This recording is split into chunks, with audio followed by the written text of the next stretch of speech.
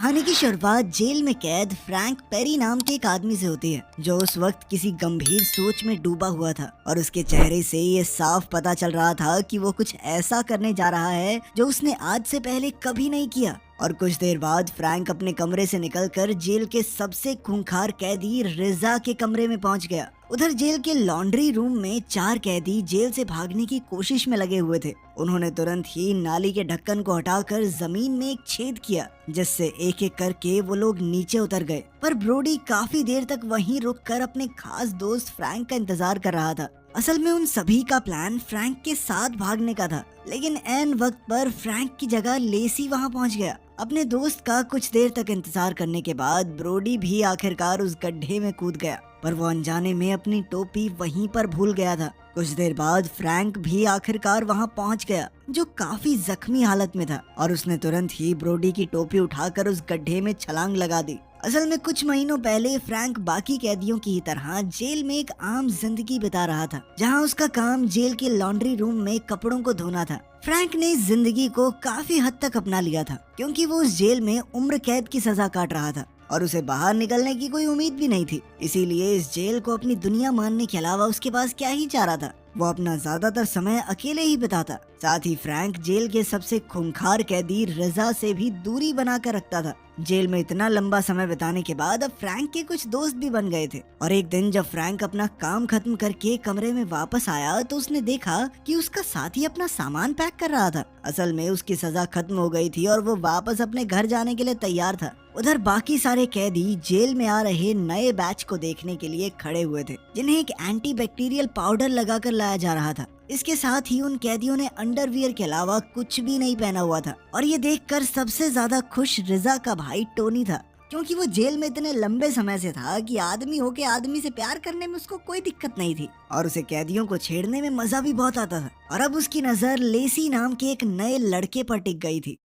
कुछ देर बाद उन सभी कैदियों को अपने अपने कमरों में भेज दिया गया, और अब लेसी फ्रैंक का नया साथी बन गया था। पर फ्रैंक को उसमें कोई खास दिलचस्पी नहीं थी, क्योंकि जब लेसी ने उससे बात करने की कोशिश की तो फ्रैंक ने उसे अनदेखा कर दिया। उसी शाम फ्रैंक को एक खत मिला। असल में फ्रैंक पिछले 14 सालों से अपने परिवार को इस आस में खत लिख रहा था कि शायद किसी दिन उसकी बेटी उसके खत का जवाब जरूर देगी, पर पिछले 14 सालों में उसे एक भी जवाब नहीं मिला। और जो खत आज आया था वो भी उसकी बीवी की तरफ से था, जिसमें उसने बताया था कि असल में ड्रग ओवरडोज के चलते उसकी बेटी हॉस्पिटल में एडमिट थी और शायद कभी भी उसकी मौत हो सकती है। ये खबर सुनते ही फ्रैंक की पूरी दुनिया ही पलट गई, क्योंकि जिस इंसान को वो सबसे ज्यादा प्यार करता था वो अब मौत की दहलीज पर खड़ा हुआ था। ये बात फ्रैंक को अंदर ही अंदर खा रही थी, और इसीलिए वो कुछ देर बाद जेल की चर्च में पहुंच गया, जहां उसकी हालत को देखकर एक गार्ड ने उसके लिए इतनी रात को भी दरवाजा खोल दिया। इसके बाद फ्रैंक कन्फेशन बॉक्स में गया, जहां उसने वो खत बाहर निकाला और जोर जोर से रोना शुरू कर दिया,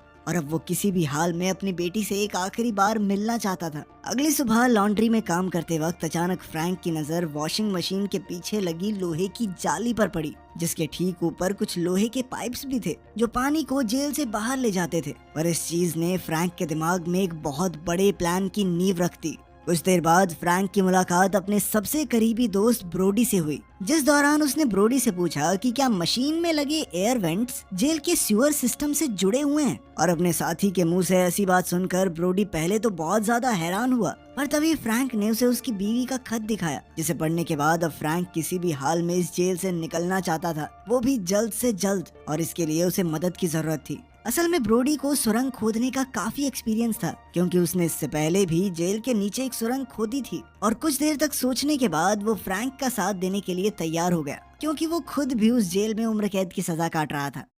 कुछ दिन बाद फ्रैंक लेनी नाम के खतरनाक बॉक्सर से मिला, जो वैसे तो उस वक्त परोल पर बाहर होना चाहिए था, लेकिन फ्रैंक के पिछले सेलमेट ने उसकी मुखबरी कर दी थी, जिसके चलते उसका पैरोल कैंसिल हो गया था, और अब वो बदले के लिए बहुत उतावला था, जिस चीज का फायदा फ्रैंक उठाने वाला था। जिसके बाद उसने लेनी को अपने प्लान के बारे में बताया। फ्रैंक उसके पास इसलिए आया था क्योंकि लेनी कोई भी औजार इस्तेमाल करने में माहिर था, जिस चीज का उन्हें बहुत फायदा हो सकता है। लेनी शुरुआत में झिझक रहा था, पर कुछ देर तक सोचने के बाद वो इसके लिए तैयार हो गया। इसके बाद फ्रैंक ने अपने बाकी 2 साथियों के साथ मीटिंग की, जहाँ वो लोग कुछ खेलने का नाटक करते वक्त अपना प्लान डिस्कस कर रहे थे और उनके पास भागने का सिर्फ एक ही रास्ता था, जो लॉन्ड्री रूम से गुजरता था। लेकिन वहाँ तक पहुँचने के लिए उन्हें 3 सुरक्षित दरवाजे पार करने थे, पर फ्रैंक के पास एक दूसरा रास्ता भी था। असल में जब फ्रैंक कन्फेशन बॉक्स में गया तो उसकी नजर उस कमरे की दीवारों पर पड़ी, जो काफी ज्यादा हल्की थी। और अब फ्रैंक के मुताबिक वो लोग कन्फेशन बॉक्स को तोड़कर लॉन्ड्री रूम में घुस सकते थे,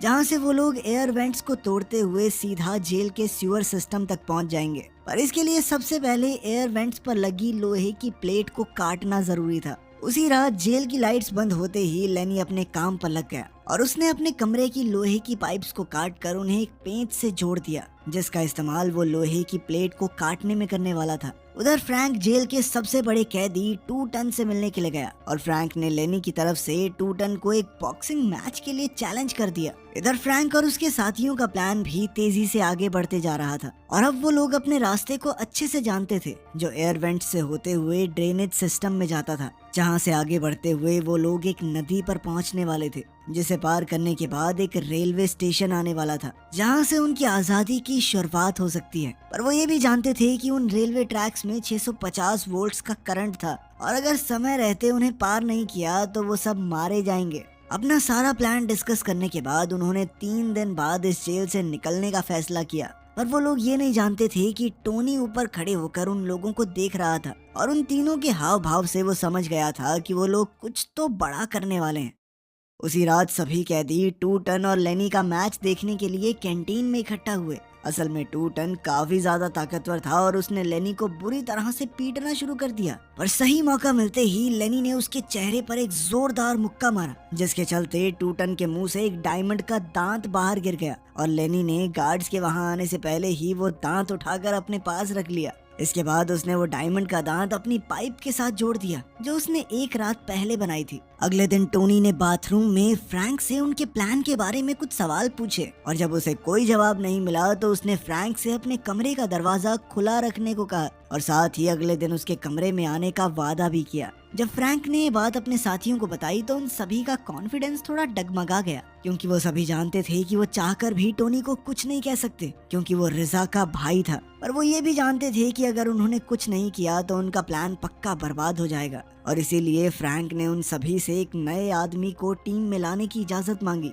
जो उनकी इस वक्त मदद कर सकता था, जिसका नाम था विव बटिस्टा। बटिस्टा असल में एक ऐसा कैदी था जिसका काम था कैदियों को बहुत थोड़ी मात्रा में ड्रग्स पहुंचाना और असल में वो ये काम सरकार के साथ मिलकर ही करता था, ताकि धीरे धीरे ड्रग्स की मात्रा कम करके कैदियों की लत छुड़वाई जा सके। अगले दिन फ्रैंक ने बटिस्टा के सामने एक ऑफर रखा, जिसके मुताबिक अगर बटिस्टा उनकी मदद करते हुए टोनी को किसी भी तरह से शांत करा देगा तो इसके बदले में फ्रैंक उसे अपने साथ जेल से बाहर ले जाएगा। बटिस्टा ने उनकी बात सुनते ही उसके लिए हामी भर दी और साथ ही उसने एक ऐसा प्लान बनाया जो टोनी को हमेशा हमेशा के लिए शांत करने वाला था और इसके लिए उसने एक खास ड्रग तैयार किया, जिसमें उसने जहर मिलाया हुआ था और उसने चुपचाप उन ड्रग्स को लैब से बाहर लाकर फ्रैंक को दे दिया। शाम को फ्रैंक थोड़ा घबराया हुआ टोनी के आने का इंतजार कर रहा था और उसने बटिस्टा का बनाया हुआ वो ड्रग भी अपने पास ही रखा हुआ था, ताकि जब भी टोनी उससे मिलने के लिए आए तो वो उसे ड्रग पकड़ा कर चुप करा दे। पर बदकिस्मती से टोनी कमरे में अकेला नहीं आया, उसके साथ एक और साथी था। टोनी ने तुरंत ही वो ड्रग का पैकेट अपने साथी को पकड़ा दिया और टोनी की तो पहले से ही लेसी पर बुरी नजर थी और उसने इस मौके का फायदा उठाकर लेसी को छेड़ना शुरू कर दिया। पर लेसी बाकी कैदियों की तरह चुप रहने वालों में से नहीं था और उसने टोनी की इस हरकत के जवाब में उसे पीटना शुरू कर दिया। जैसे ही टोनी के साथी ने ये देखा तो वो तुरंत ही डर के मारे वहाँ से भाग गया, लेकिन इस जल्दबाजी के बावजूद भी वो ड्रग्स का पैकेट ले जाना नहीं भूला। वहीं दूसरी तरफ टोनी इतना ज्यादा पिट चुका था कि उससे चला तक नहीं जा रहा था, जिसके चलते वो सेल से बाहर आते ही सीढ़ियों से नीचे गिर गया, जिससे उसकी मौके पर ही मौत हो गई। अपने भाई की यूं अचानक से हुई मौत के बारे में सुनते ही रिजा ने फ्रैंक को अपने सेल में मिलने के लिए बुलाया। वहीं दूसरी तरफ उस हादसे के बाद लेसी को सॉलिटरी कन्फाइनमेंट में डाल दिया गया था। सभी लोग जानते थे कि टोनी अपनी ही हरकतों की वजह से मारा गया था, लेकिन कोई भी ये बात सबके सामने बोलने के लिए तैयार नहीं था और अब बस एक ही चश्मदीद गवाह बचा था, जो था फ्रैंक, क्योंकि टोनी के साथी की भी तब तक जहर वाले ड्रग्स लेने की वजह से मौत हो गई थी और इसीलिए रिजा फ्रैंक के मुंह से सारी सच्चाई जानना चाहता था कि आखिर उसके भाई का कत्ल हुआ तो हुआ कैसे। इसके लिए उसने फ्रैंक को उसी रात अपने सेल में बुलाया, पर बदकिस्मती से फ्रैंक और उसके साथियों ने भी उसी रात जेल से भागने का प्लान बनाया हुआ था, जिसकी शुरुआत पहले ही हो चुकी थी और तब तक जेल में अलग अलग कमरों में बंद उसके साथी अपने काम पर लग चुके थे। उधर फ्रैंक को बताया गया कि उसकी पत्नी उससे मिलने के लिए आई है, जिसने उसे बताया कि उनकी बेटी की उसी दिन सुबह सुबह हॉस्पिटल में मौत हो गई। ये खबर सुनकर तो फ्रैंक पूरी तरह से टूट गया और अब उसके पास जेल से भागने तक की कोई वजह नहीं थी, क्योंकि वो सब कुछ सिर्फ अपनी बेटी से मिलने के लिए तो कर रहा था। थोड़ा सोच विचार करने के बाद फ्रैंक देरी से ही सही लेकिन लॉन्ड्री रूम में बने उस गड्ढे के अंदर कूद गया। अब हम वहीं पर पहुंच गए जहां से कहानी की शुरुआत हुई थी, जिस रात ये सभी कैदी भाग रहे थे। और एयर वेंट्स के पास पहुंचते ही लेनी ने अपनी बनाई हुई पाइप निकाली और उस लोहे की प्लेट को काटना शुरू कर दिया। प्लेट के हटते ही अब उनके सामने ड्रेनेज सिस्टम मौजूद था और अब उन्हें इन्हीं पाइप्स में रेंगते हुए उस नदी तक पहुंचना था जो जेल के पास से गुजरती थी। काफी सारी मुश्किलों से जूझने के बाद अब आखिरकार वो सभी लोग सीवर के एंड तक पहुंच ही गए थे, जहां पहुंचकर उन्हें पता चला कि सीवर सिस्टम को एक दीवार से बंद कर दिया गया था और अब उनके पास आगे बढ़ने का कोई रास्ता था ही नहीं और उनका पूरा प्लान एकदम बर्बाद हो चुका था। लेनी को लेसी पर बहुत गुस्सा आ रहा था और उसने गुस्से में लेसी को दीवार पर धक्का मारकर एक जोरदार मुक्का मारा, लेकिन लेसी किसी तरह से बच गया, जिसके चलते वो मुक्का सीधा जाकर दीवार पर लगा और दीवार का थोड़ा सा हिस्सा नीचे भी गिर गया। और ये देखते ही उन लोगों को एहसास हुआ कि वो दीवार कुछ समय पहले ही बनाई गई थी और उन्होंने तुरंत ही उसे तोड़ना शुरू कर दिया। कुछ मिनटों की लगातार मेहनत के बाद उन्होंने उस दीवार में इतना बड़ा छेद कर दिया जिससे एक आदमी आसानी से निकल सकता है। ब्रोडी को इन चीजों का सबसे ज्यादा तजुर्बा था, इसीलिए उसने खुद उस छेद के अंदर जाकर आगे रास्ता तैयार करने का फैसला किया और उसने अंदर जाते ही तेजी से खुदाई करनी शुरू कर दी। पर बदकिस्मती से कुछ ही मिनटों बाद अचानक उसके ऊपर काफी सारी मिट्टी गिर गई और वो उसके नीचे ही दब गया। फ्रैंक ने तुरंत ही अपने दोस्त को बाहर निकालने के लिए हाथों से खुदाई करना शुरू कर दिया और काफी देर तक लगातार मेहनत करने के बाद उसे आखिरकार ब्रोडी का हाथ मिल ही गया। ब्रोडी पूरी तरह से होश में नहीं था, पर फिर भी वो जिंदा था।